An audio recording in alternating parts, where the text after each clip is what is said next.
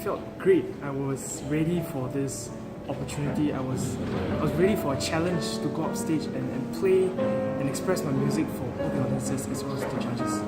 And I think when I go up to stage, my biggest thought was nothing. The only thing I had in mind was my music, and all I really wanted to do was to show what I have, and whatever prize or anything, that wasn't important. What's important is that I can play on stage to new people, to new judges, new audiences.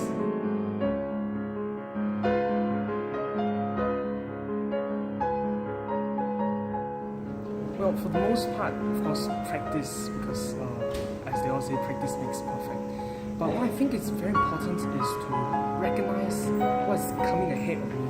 So I always do this thing called a simulation exercise. I just gave you the name. So I think about how the hall is going to look like. I think about how many people are there. I think about what the judges are going to think of me.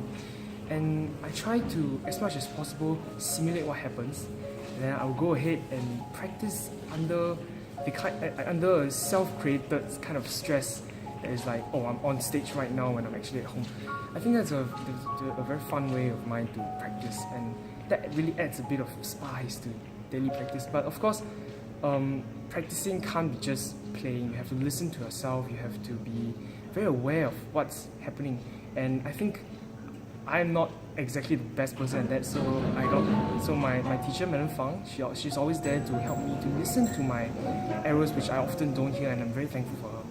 So all in all, again, practice makes perfect, but also don't be blinded by just practice.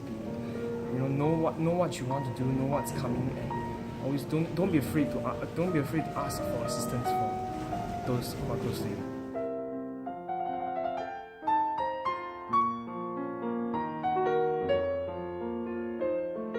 I think my biggest motivation for practice is my love for music. That's the first thing, and then I'd say I'm a little bit of a perfectionist when it comes to certain things. So I have to get it right, like completely right, for like 100 times in a row before I think, oh, that's enough. But I never think it's enough. Talking about truth. But when I practice, I always think about how can I be better? How could someone else want something different? So I'll go for different styles of playing. I'll go for different ways of practicing as well as performing, until I get one that I find, hey, this is for me. So then I'll go ahead and again perfect that iteration. So I think the motivation of practice is to don't go for little things. Like, don't think that, oh, this is enough. You have to always go for the absolute perfection. That's what makes a great player, but I think I'm not there yet.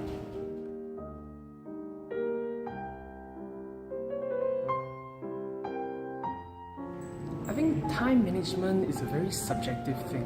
When it comes to balancing piano and home and schoolwork, I find this idiom from Chinese saying by Lu Xun is very accurate.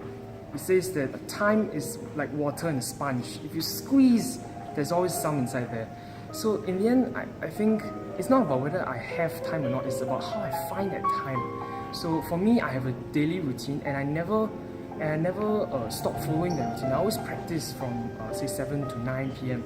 And that time, no matter if there's exams tomorrow or if I need to hand out a graded assignment, I always practice at that time. I put everything away and I just do my music.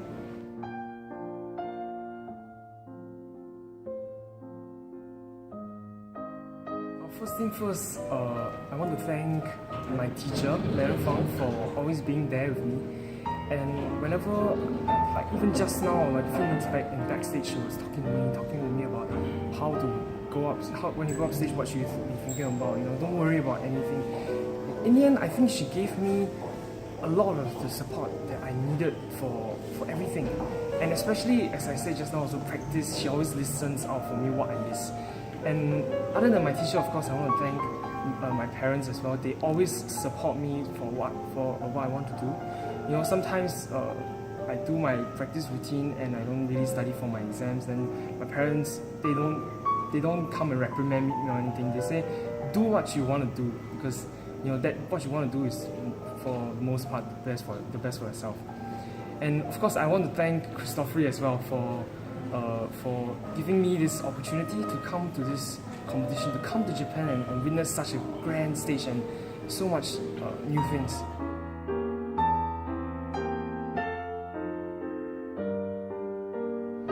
For the finalists next year, I think you have to look at this opportunity not like a demon, because that's going to scare you, but you have to look at it like it's the greatest step you can take in your musical journey, because it probably is one of those steps. And they say that life is made out of 7 main choices. And I think this should be one of those choices if this is your first time going overseas for a competition. But all in all, just keep your chill, keep your calm, and practice like you're at home, perform like you're at home. You know, they say practice like you're in war, and when you go to war, it's just like practice.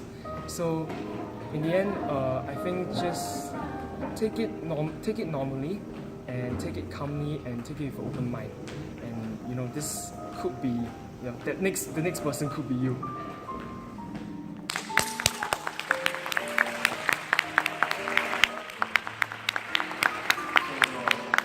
シニア流部門第2位、3位ファンチェンロ、おめでとうございます。